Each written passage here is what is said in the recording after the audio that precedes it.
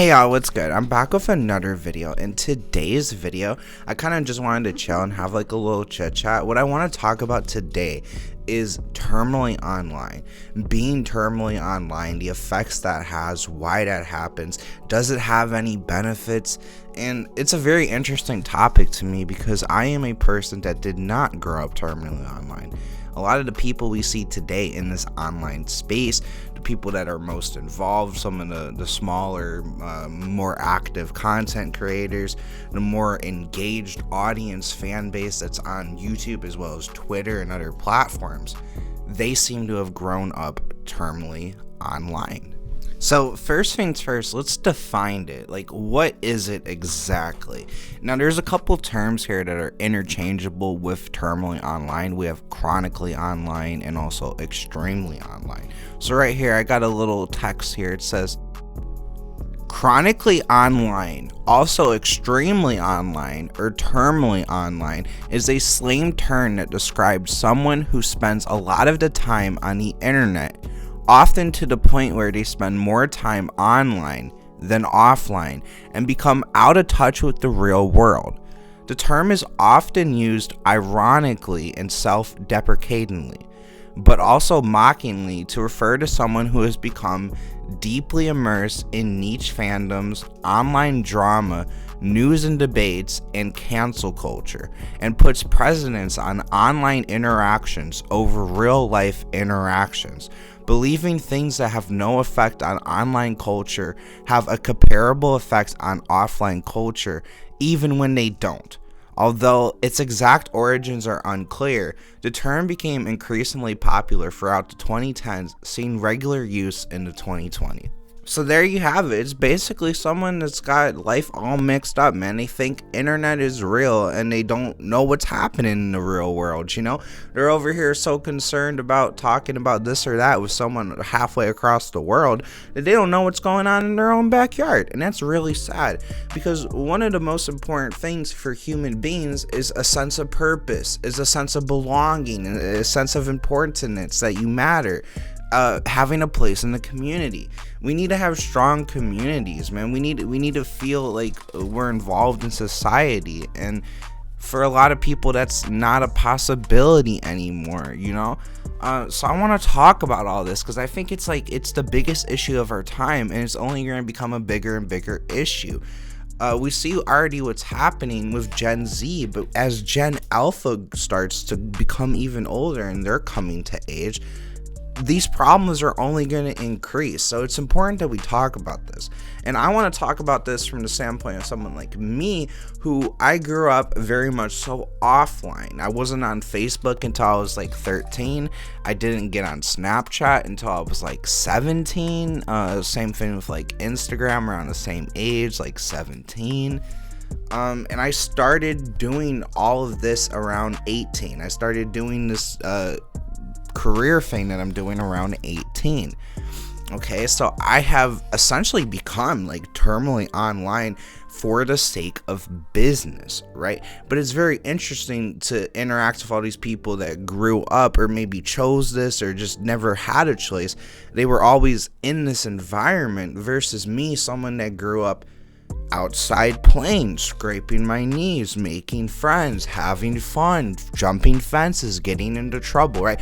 Doing things like that. So I feel like a lot of times I feel like kind of a foreigner trying to navigate this online landscape, which is required to do so if you want to build a career online, man. I want to be an entertainer, right? I'm a rapper. This is what I do. And YouTube is a fantastic tool in order to do that. No longer do you have to go to some fucking local club and hope some A&R recognizes you. You don't have to do that. And in fact, they're not looking for that shit anymore. What labels are looking for is they're looking for people with their own fan bases, with their own platforms, because they're like, oh, well, this person's already making money on their own. That's like a safe investment to a label, so they're more willing to give people record deals that already have a platform. So that's kind of the game nowadays. You got to build your platform and then they approach you. Now, when I initially first started making YouTube videos, It was because I was starting to transition, and I had watched a lot of trans YouTubers that made videos documenting their transitions essentially, and it was very helpful to me. It was very inspiring, it was very validating, it was very affirming, right? So it was very helpful. So I wanted to kind of do the same thing. And at the time, I was seeing all these terminally online people in the trans community, and I was thinking, like, man, a lot of these people are kind of awkward. They're not charismatic. I can kind of come in here and probably, like, carve out a pretty good space for myself in the trans community, or I could probably get some good traction. What I didn't anticipate and understand is that the people that you have to get to watch you first are the most terminally online people. Now, someone like me, I have a very normie appeal. I have a very mainstream appeal, right? So those are the people that are going to watch my content and enjoy my content. However, when you're starting off, when you're small, the normies, the mainstream people, they're watching the normie content. They're watching the mainstream content, right? They're watching Aiden Ross. They're watching Kai Siente. They're watching fucking Neon. They're watching Sneeko, right? They're watching all of these people. So at my level, I gotta sludge through all these terminally online people that I'm probably constantly triggering because I'm a fucking asshole that grew up as a basketball player, drug dealer that was popular and cool and shit. So I probably trigger the fuck out of these terminally online ass losers. And I'm trying to, you gotta get them to support you first, right? And so as I've gone on and I've become terminally online myself, I can actually relate to a lot of these people more, and that's been beneficial for my career, right? So I kind of want to talk about being forced to become terminally online for business. So I'm terminally online at this point, didn't happen just naturally, kind of happened because it needs to happen. Being on Twitter is work, right? So like, I should be on Twitter more than I even am, but realistically, if I'm on Twitter all day for that entire day, I'm just, doing a good job promoting my platform.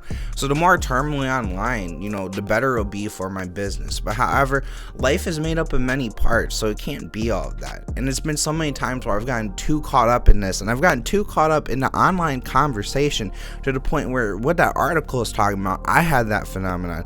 I started conflating these internet ass problems that people on the internet will have you believe is like a life or death issue. I started conflating that with the real world, and I started thinking about shit too deep.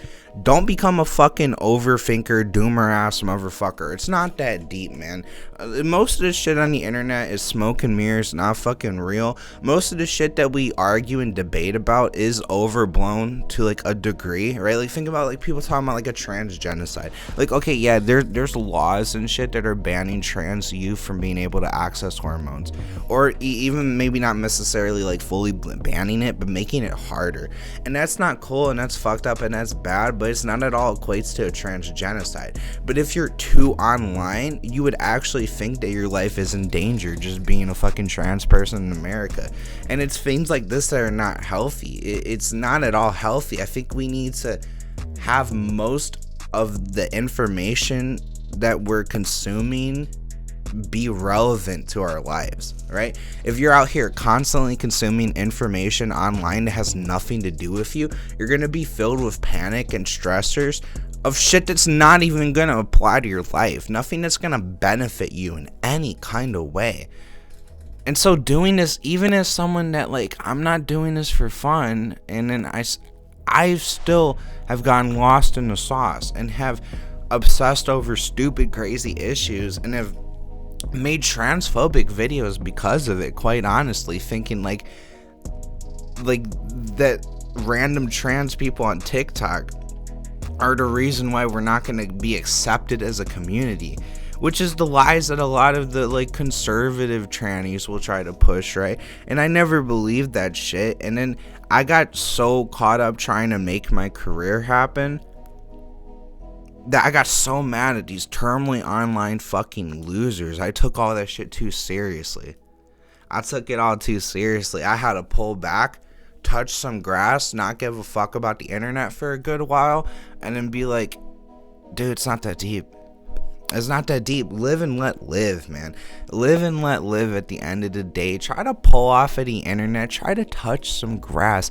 It will be healthy for you. Because at the end of the day, I promise that if you look around, the world's not burning. Yeah, there's problems. Yeah, there's issues. But the things that are directly affecting your life, I'm sure you can manage. You know, maybe I'm talking to someone that's in a war zone right now. And if that's the case, God bless. I'm praying for you. You know, God bless. I hope you make it out. But for the 99.9% of the people listening to this, that what you're being faced with in your daily life, try to think about just that for a day. Not all the shit that you think about, all the problems that you see online. Think about what you're actually being faced with. I bet you'll feel a lot less stressed, a lot less anxious, and a lot less overwhelmed. Anyways, touch some grass. Peace out, bitches. Love y'all. I'm like, oh yeah, I gotta get it, oh yeah, we finna ball, yeah. Fuck the opposition, watch them fall, yeah. Standing way too tall, yeah, gotta get it, oh yeah. I'm like, oh yeah, we gotta get it, oh yeah, we gotta ball, yeah. Fuck the opposition, watch them fall, yeah. Standing way too tall, yeah, gotta get it, oh yeah. I'm like, oh yeah, whoa. Racket in hand, running, you was talking shit, you too stuck, yeah, I'm stuck, got a big ego, got a big gun, so I'm flexing, come and take my shit, little bitch, talking shit, you can never get this shit, you can never do this shit, yeah, I get it in with a flick of the wrist, stir the pot, call me James Harden, no, I'm fucking harder, play it smarter, you was talking shit, but you ain't play your part hard, why you want that shit, yeah, you fell all apart hard, yeah, you ripped my heart, took it all apart hard, so it's fuck you, I'm working harder on my art. I can't even fake shit, you be on some fake shit, I cannot relate, bitch. Now I'm working harder, I don't go on fucking dates, bitch. Now I'm working harder, now they cannot relate, hey. Now I'm running a hub, got a lot up on my plate, hey, but I gotta